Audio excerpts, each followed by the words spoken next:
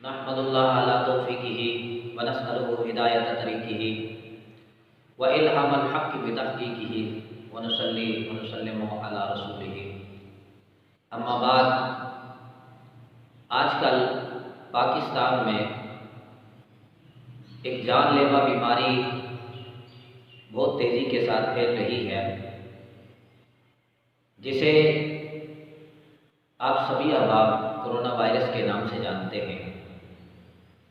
बिलाशुबा ये एक जानलेवा और हलाक कर देने वाली बीमारी है और बहुत ज़्यादा इंसान इससे मुतासर हो रहे हैं। साथ साथ ये भी देखा जाए तो हुकूमत पाकिस्तान की तरफ से कुछ एहतियाती तदबीर का भी कहा गया है। क्या हमें एहतियात करनी चाहिए या नहीं? एहतियाती तदबीर इख्तियार करके हमें कोई फ़ायदा होगा या नहीं, आज हमने ये देखना है।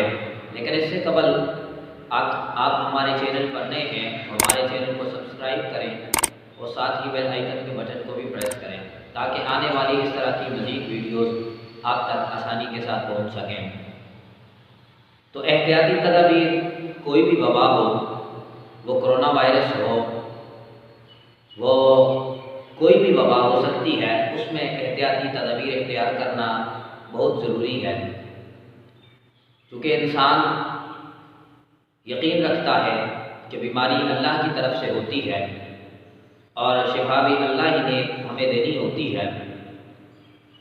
लेकिन एहतियाती तदबीर को भी साथ साथ जारी रखा जाए तो तब जाके इस यकीन का और इस पुख्ता यकीन का हमें फ़ायदा हो सकता है।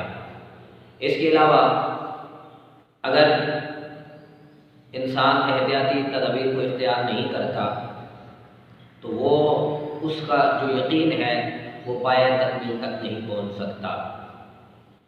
हुकूमत पाकिस्तान की तरफ से एहतियाती तौर पर जो लॉकडाउन का ऐलान किया गया है, कुछ लोगों के इस पे तासुरात नेगेटिव नज़र आते हैं।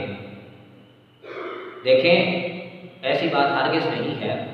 हुकूमत पाकिस्तान की तरफ से जो भी कदम उठाया जा रहा है, जो भी एहतियाती तदबीर का कहा गया है, वो आवाम की भले के लिए हैं। और अगर आवाम उन एहतियाती तदबीर को इख्तियार करती है तो इंशाअल्लाह उनके सामने बेहतरीन और मुअस्सर नताइज सामने आएंगे। आप अपने घरों में रहें, क्योंकि ये जानलेवा बीमारी है, इससे बचने का हल यही है। और अभी तक मेरे हिसाब से पाकिस्तान में कोई इसकी वैक्सीन, मेडिसिन कोई तैयार नहीं हुई। मैं अपने नाज़रीन से, अपने देखने वालों से यही कहूँगा कि अपने घरों में रहें, जितना हो सके अपने घरों में रहें, अपने घर वालों के लिए, अपने बच्चों के लिए, और अपने घर में से किसी को भी बाहर न जाने दें। एहतियाती तदबीर के तौर पर यह भी बताया गया है कि मास्क का इस्तेमाल करें, क्योंकि ये वायरस अगर आप मास्क पहने हुए हैं तो आपके नाक में, आपके मुंह में दाखिल नहीं हो सकता है। इसके अलावा कहीं आप ट्रैवल करते हैं तो उसमें आप ऐनक का इस्तेमाल करें, मास्क का इस्तेमाल करें, और अपने हाथों को 20 मिनट बाद, आधे घंटे बाद, कम से कम 20 सेकंड तक साबुन के साथ धोएं। इस वजह से आप इस जानलेवा बीमारी से बच सकते हैं।